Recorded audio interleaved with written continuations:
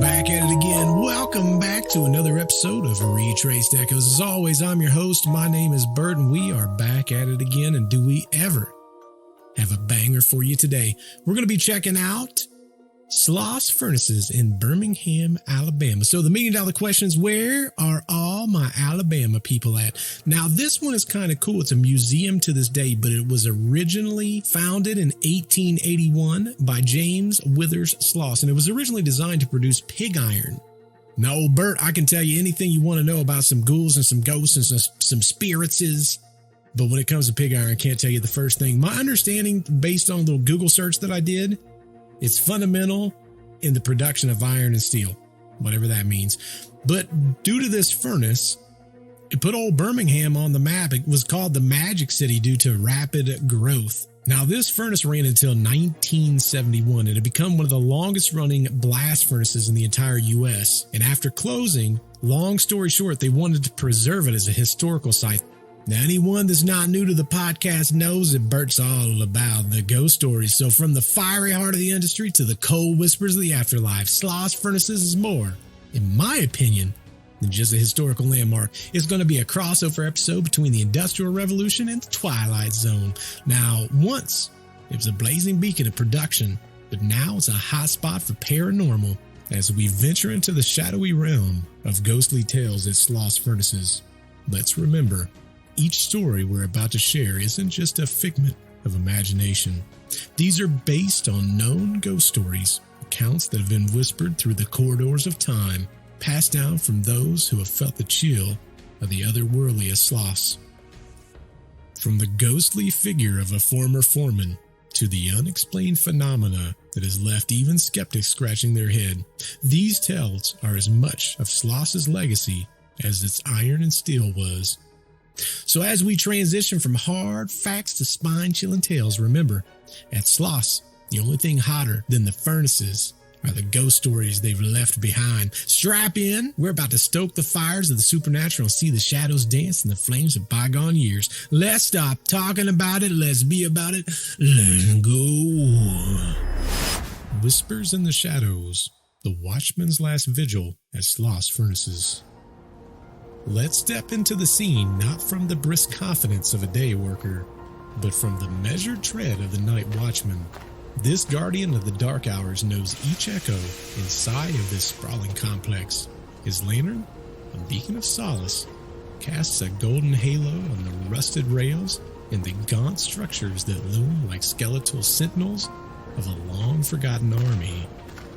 With each step, his eyes scan the darkness, a ritual as ingrained in him as the lines etched upon his withered face. But tonight the watchman's heart beats a rhythm of unease. A sense of foreboding cloaks him, as tangible as the chill that seeps from the ground. But he tells himself it must be the change of seasons, or perhaps a trick of the mind conjured by the monotonous drone of his solitary footsteps. Yet as the night deepens, so does the gnawing in his gut, a primal alert to an unseen presence that seems to have emerged from the very bowels of the earth. The rounds begin as they always do, a sequence of checks and inspections performed with the precision of a well-oiled machine. But the symphony of solitude is broken by an intrusion, a clang not of this time, a resonance without a source. Footsteps? His own? No, these are different. They carry a weight, an intent that turns the stillness into dread. Our watchman's journey through the darkness is now a descent into the unknown. Each clang, each whisper of steam, each shadow that slithers just beyond the reach of his light brings more fear that he needs to try and hide. His reality, a landscape of steel and silence, begins to warp as if the very fabric of the night is a canvas and something unseen is painting horrors yet to come. The dance of his lantern's light against the stark skeletal framework casts a multitude of giants along his path. They stretch silhouettes flickering as if engaged in some silent mocking. As the night deepens, the comforting logic of the physical world he knows seems to slip away, replaced by a creeping doubt. that something else is walking alongside him, just out of sight. Whispers of steam hiss from aged vents, creating a chorus of lovely wails that harmonize with the night. The furnace, now cold and silent, once a crucible of searing heat and molten metal, seems to breathe with a life all its own, a life that is not quite extinguished. As he continues his rounds, his lantern illuminates the relic of the plant's industrial heydays. Tools left to rust, gauges frozen in time, work boots discarded in a corner, as if its owners might return at any moment to claim them. But it's the sudden absence of sound, the abrupt halt to even his own footsteps, that halts him. A silence so profound it roars in his ears. It's in the deep silence that the watchman feels it. Cold draft, not of air, but of fear washes right over him.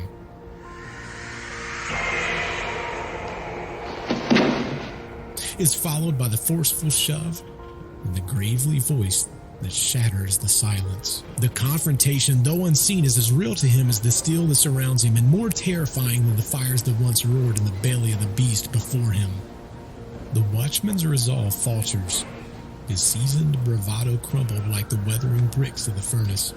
He stands at the crossroads of the explainable and the supernatural, his mind grappling with the clasp of fear that wraps around his thoughts. The shove has shaken his very foundation of his reality, leaving him to question what lurks in the shadows he has been walking so confidently in before. As he makes his hurried escape, the once familiar walkways and staircases transform into a maze of uncertainty. His breath comes in ragged gasps, the heat of his panic a stark contrast to the chill of the night air. This watchman is no longer a guardian of his domain, but a trespasser instead, a man out of step with time and reality.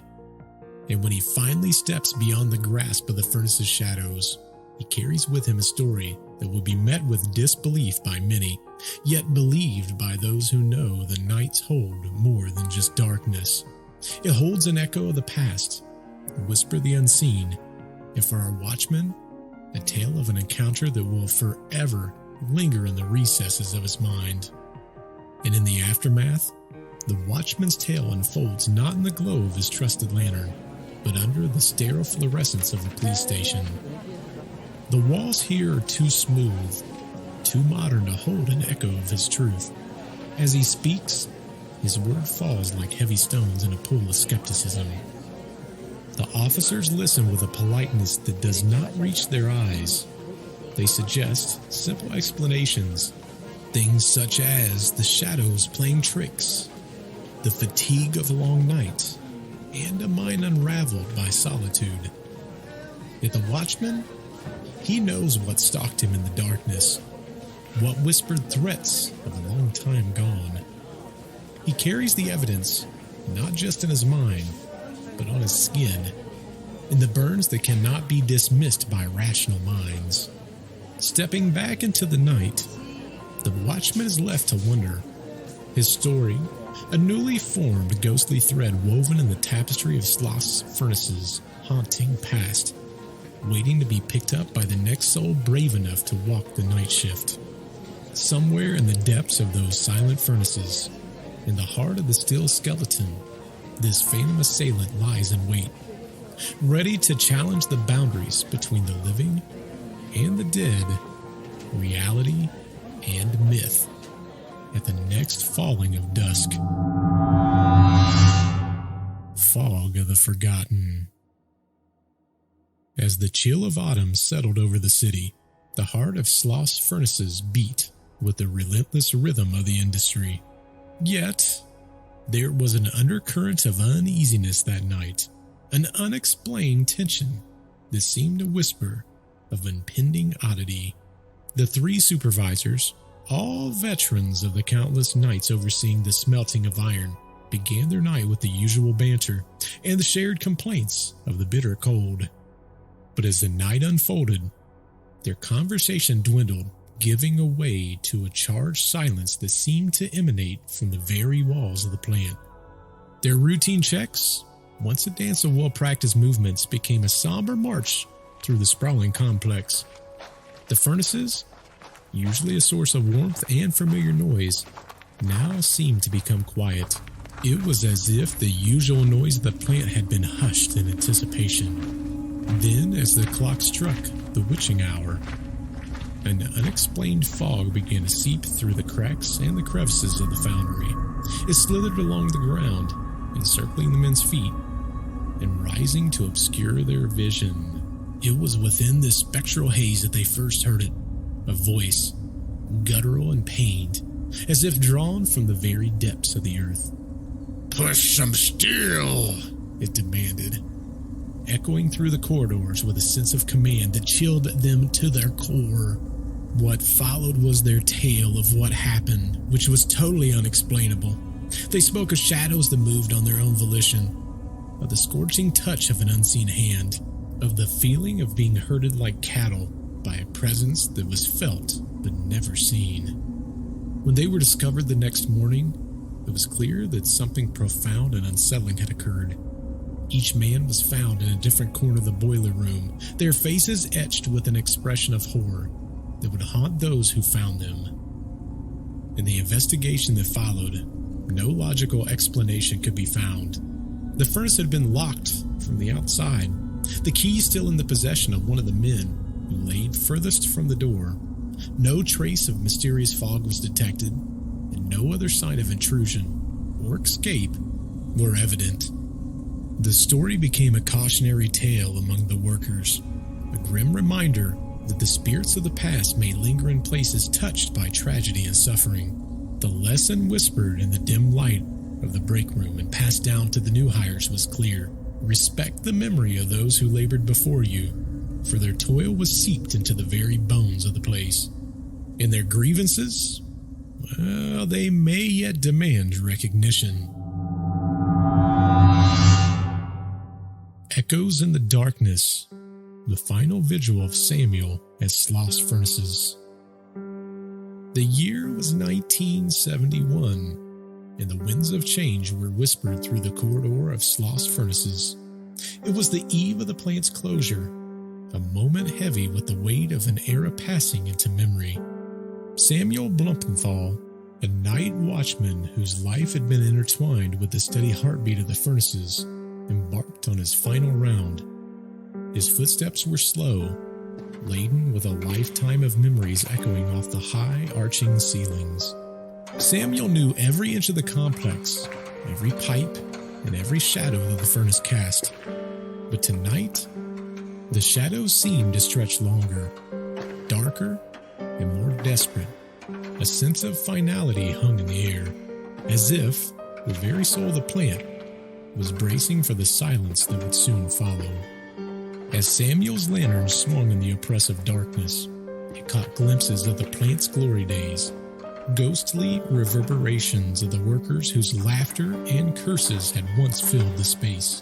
The night was still, too still, and a creeping dread began to take hold of him, a premonition that this last walk was a farewell not only to the furnaces, but perhaps to much more. Then, without warning, he found himself in the presence of an entity so malevolent that the air around it seemed to curdle. Samuel's heart pounded, his breath caught in the back of his throat. There, in the heart of the furnace's shadow, stood a figure that was an insult to life itself, a half-man, half-demon, as Samuel would describe it. The entity radiated an aura of pure evil. Its eyes held a darkness deeper than the plant's deepest recesses. What transpired next would become the stuff of legend and nightmares.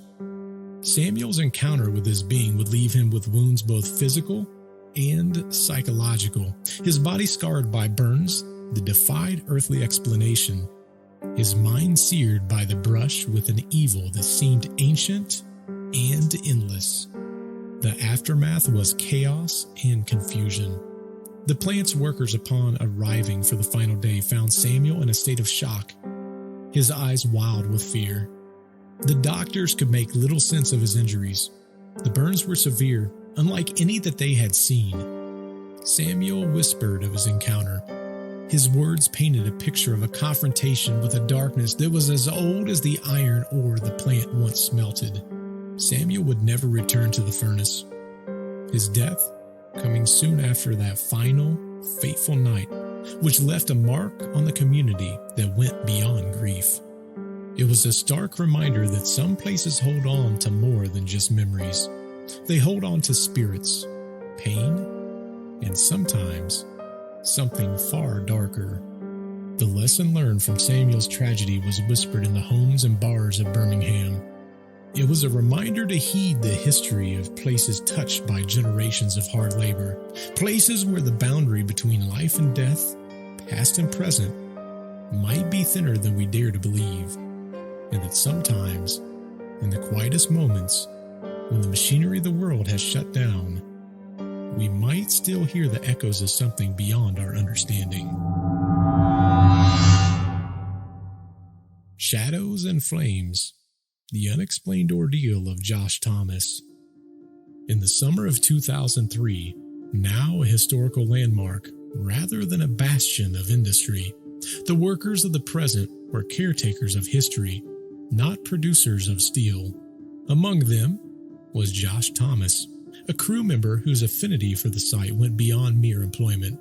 He respected the tales of old, the whispered warnings of his predecessors, but he never anticipated becoming part of the site's lore.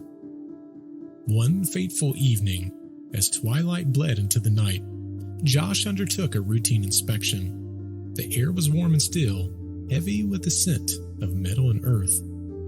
As he navigated the maze of the decommissioned machinery, his flashlight beam caught something, an anomaly in the darkness, a shape that seemed to shift and waver, as if made of smoke and shadow. Josh's curiosity overrode caution, and he approached. Then, in a heartbeat, the shape surged, and a searing pain erupted across his skin. Josh's screams were swallowed by the vastness of the furnace, his body alight with an unfathomable fire. Then his colleagues found him. The flames were gone, but the burns remained, a stark testimony to his encounter with the unexplained. Interviews with the crew yielded a tapestry of theories, from the plausible to the paranormal. Some spoke of gas leaks and spontaneous combustions, others of vengeful spirits and curses from the depths of the earth. The incident? Well, it was a wellspring of discussion for paranormal investigators who descended into Sloss with gadgets and zeal, eager to probe the supernatural angles of Josh's ordeal. Yet, despite the investigations and the passage of time, the mystery endured. Josh himself could not offer any answers. The memory of the incident was a blur of pain and fear, the shape in the darkness, a puzzle piece that refused to fit. The lesson learned from the burned crew member seemed to resonate with the very essence of the furnaces, a place where history is etched into every rivet and in every rail, where the past is not always just the past. It was a cautionary tale about the arrogance of believing that we have all the answers, a reminder that some things defy explanation, lingering in the shadows of our understanding. A psychic mystery. In 2005, the storied past of the furnaces beckoned the curious minds of a team of psychic investigators, accompanied by a seasoned camera crew intent on uncovering the ghostly layers enshrouding the site. They arrived with the intent to peel back the curtains of time and commune with the spirits rumored to inhabit the space. As the investigation unfolded, one psychic, attuned to the whispers of the otherworld, began to experience an overwhelming presence. It was during a session in the bowels of the furnace, where the air was thick with the residue of bygone toils, that an unexplained laceration materialized on his hand. Blood seeped from the wound, yet there was no physical cause to be found. The movement was captured on film, a harrowing testament to the encounter, yet the origin of the wound remained a mystery as deep as the furnace itself. Simultaneously, the camera crew, who were skeptics but now turned to make this documentary, witnessed their lenses catching fleeting images what could only be described as apparitions. Figures draped in the passing veils of another plane of existence, captured in the fleeting moments when the present collided with the past. It should go and be noted that the history of psychic research at Sloss was no stranger to such phenomena. The investigators' experience joined a litany of accounts stretching back decades, merged with collective narrations of encounters at the site. They left with more questions than answers. Their experience, just a patchwork added to a quilt of Sloss Furnace's haunted history. Sloss Furnaces stands as one of the most haunted locations in Alabama due to the storied past filled with intense labor, tragic accidents, and often harsh conditions that workers had to endure. The high number of fatalities and injuries reported during its operational years has left a deep imprint on the collective psyche, while many believe that the pain and suffering experienced within its walls has given rise to restless spirits. The numerous accounts of paranormal activity, from sightings of the infamous slag to the numerous reports of strange injuries to visitors and ghostly apparitions, have been documented and shared widely, adding to its eerie reputation. Investigators and psychics have recorded unexplained phenomena and ghostly images that have fueled the lore surrounding the historical site. This combination of tragic history, eyewitness accounts, and paranormal investigations has solidified Sloss Furnace's stature as a hotspot for supernatural occurrences. The entity known as slag, an embodiment of the grueling conditions and perilous work environment, is said to be a malevolent force born by a foreman's cruelty and fatal missteps in the molten core of the furnace. This spirit and countless others unnamed are whispered in the wonders of the complex, trapped in the perpetual loop of their final moments. Well, and there you have it, folks. Hopefully you enjoyed this episode. All the entities that's at this location at the furnaces, I did put on a Reddit group that I created as a community, and it's called Certifiable Ghosts. And there's actually 4 big entities. I covered each one of them. Here, I just wanted to cover people's eyewitness accounts. I didn't go into the actual entities this time. Kind of trying something new. I kind of want to get your guys' ideas, concepts. All the stories that I told today were stories based on actual stories passed down from that location. Tales of the tale is what we'll call it. Hopefully y'all enjoyed that, though. Also, wherever you're listening to this podcast, if you could give it a like, give it a 5-star, I'd definitely appreciate that. Also, let your friends know about it. If you got some friends that's into some ghost stories, this is a spot where we're going to get it. Once a month, we're probably going to do the Beyond Belief, Fact or Fiction kind of thing.